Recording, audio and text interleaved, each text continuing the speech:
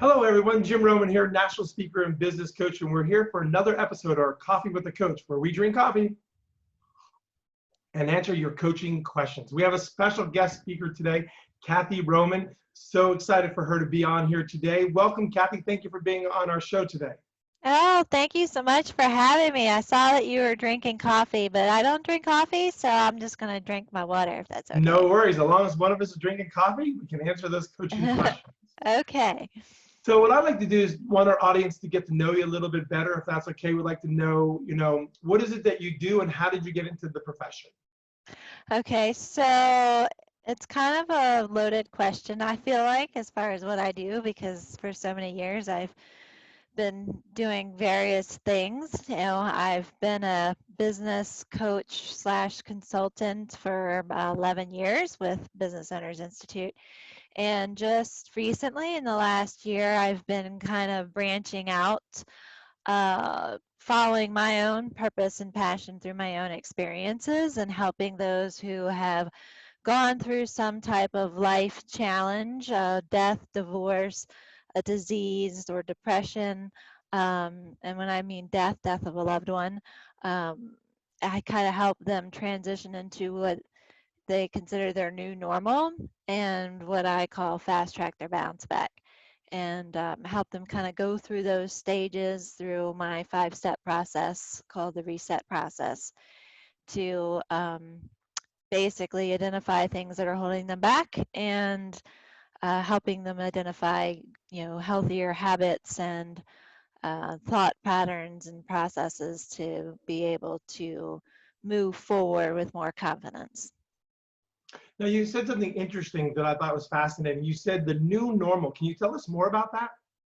So I think when someone goes, especially from my experience where I have gone through all of those in a very short period of time, but in particular as a cancer survivor, when you go through something that is life altering, and at the end of that, especially like when you're going through treatment, at the end of that, your support system kind of disappears because they're very focused on you going through it. So just like if you were suffering the death of a loved one, maybe everyone is there up till the funeral, and then once the funeral occurs, then everyone kind of goes back to their daily activities, and then you're left picking up the pieces, and things just aren't the same as they used to be. And so there is somewhat of a new normal for them to have to adapt to. And that new normal could be a new way of thinking about life in general or about themselves, or having to have a life without somebody any longer. Or in my case, in particular, the biggest part was going through cancer. There's a lot of changes that occurred in that process with physically and mentally and emotionally that forced me to look at everything completely different. And I felt like I wasn't the same person I was before. And so, unless someone has gone through something like that, it's very difficult to understand the the the challenges they might be having and adjusting to what they would consider their new normal. And how does someone know? It's interesting. So I love this. Where I like the example of what you said when there's a funeral. I've had many people pass in my family, and we get together for the funeral, and we're supporting each other. And I love what you said is that when the funeral's over, that's over. And similar to when you're going through cancer treatment, I'd be curious to see that. Do people know that this is a new normal? Are they lost? Do they know that it's not going to be like it used to be, but it can be better? Tell me us more about that. Well, I'm not sure if they are thinking in the terms that there's a new normal. I think what ends up happening a lot of times is if you look at your life like a vase, right, a very valuable vase that falls on the floor and breaks into a million pieces, you have several options. One is to take those pieces and try to put it together, back together the way that it was. And maybe from a distance, it looks exactly the same as it did before, but as you get closer to it, there's all those little cracks that are being held together by duct tape and whatever on the inside. And the smallest little thing, the smallest little wind, right, could come and just make it fall apart all over again. And I think that that's what happens in people's lives, is that their their life just kind of gets broken into these pieces, and they try to mold it back into the old life that they had, was it whether it be, the way that they used to think again about life, or things that they may have taken for granted, or their physical abilities, or whatever that is, right? They try to go back to their old life because that's all that they've known. So they're basically trying to take that base and put it back together, as opposed to looking at all those pieces and going, oh, I could create something even more beautiful, like a beautiful mosaic out of these pieces. And they take those pieces and try to create something new out of it. And that's kind of what I help them try to discover, is what does that look like? It's like staring at a blank canvas a lot of times. And because maybe your future, just especially like in a divorce or even death of a loved one, a lot of times your future is so uncertain that it is a lot like looking at a blank canvas as well. I know I'm using a lot of analogies here, but I think I'm a very visual person, so these things kind of help me think of it in that way. Is you're looking at this blank canvas or blank wall, and now you have this unique opportunity to create something new and exciting. And quite honestly, not a whole lot of people actually get that opportunity to recreate their life in that way. Awesome, awesome. So what can someone do that's been through death, divorce, disease, depression, things like that? Is there a process they could to go through? Is that your 5 steps to go from, fast tracking to bounce back? What could somebody do if they face the situations that you're talking about now? Well, I think everyone has heard about the different steps to grief, right? There's different levels of, what you go through when you're dealing with grief. Well, I have this process I call the reset process that God has given me, and it's kind of like, as I was going through this, as I was developing this process. So as I was going through my own journey of self-discovery and recreating my life, I started seeing these patterns. And the first one is all about reflection and understanding, first of all, admitting where you are in the journey, because I think a lot of people as well will not admit to what they're dealing with and the struggles that they're having. They try to avoid it, because avoiding it seems easier than dealing with it, but eventually it catches up with you.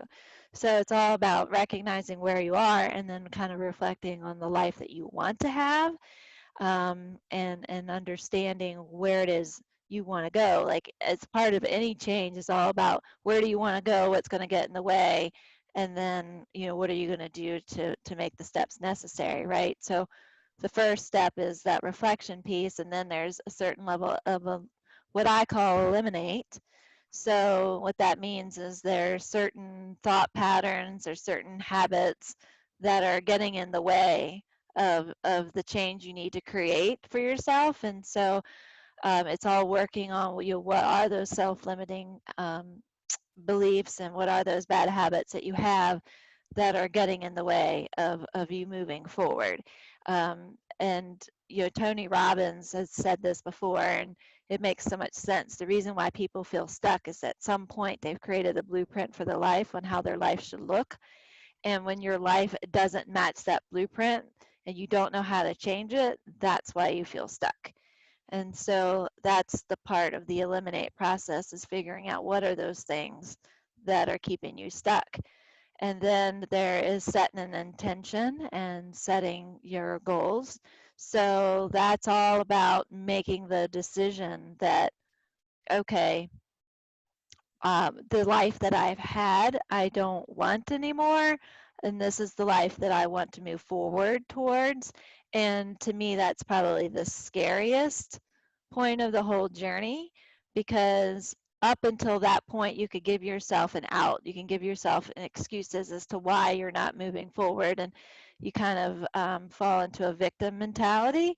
But when you start to step forward into your own power, into your own future that you're creating, you're now responsible 100% for everything that happens to you and everything that you're doing. And that's when I think the majority of your self-limiting beliefs come out, you know, whether or not I'm worth it, or whether or not, you know, I can actually do it, and can I handle it, and what ifs, you know, start to come up. So there's that piece of it. And then what are those measurable goals, or, you know, that you could put for yourself, whether if your journey is like mine, my main focus was my cancer recovery. So there's certain milestones and goals that, you know, I need to put in place to be healthier. So maybe if it's loss of a loved one, there's going to be certain milestones of, you know, getting through that process, a lot of those firsts that you're going to have without that person, you know, that type of thing. And then from there, it's all about managing your energy and your environment, and then taking action. So. Awesome, awesome. Well, I want to finish up. Is there any last words of wisdom that you would offer up our audience that may have been dealing with this, that may want to take the next steps to getting to the next level of their life? Words of wisdom, goodness. Well, I think the first thing is to acknowledge that you're not alone in your journey. I mean, that's, you know, the biggest thing I think that drives me, because as you're aware, you know, 6 years ago, I was at a breaking point where I was sitting on the edge of my bed wanting to take pills because I couldn't face another day. And I just remember what that felt like, sitting on the edge of the bed, just feeling so worthless, and thinking there was something wrong with me, why I couldn't push past this, and why I couldn't just move forward. And so I think that's like the first thing, is recognizing that you're not alone in this journey at all. And which is why I created this whole process. And I think a lot of it's mindset, you know, and just getting very clear on where you want to go, and clear on what are those self-doubts that you have, and that these things take time. It's not, there's nothing wrong with you. You're not broken. It's just you've dealt with a lot, and now it's just time to start picking those pieces back up and recreating something. Awesome. Well, thank you so much for being on our Coffee with the Coach, where we drink coffee and Oh, answer your and coaching water. questions.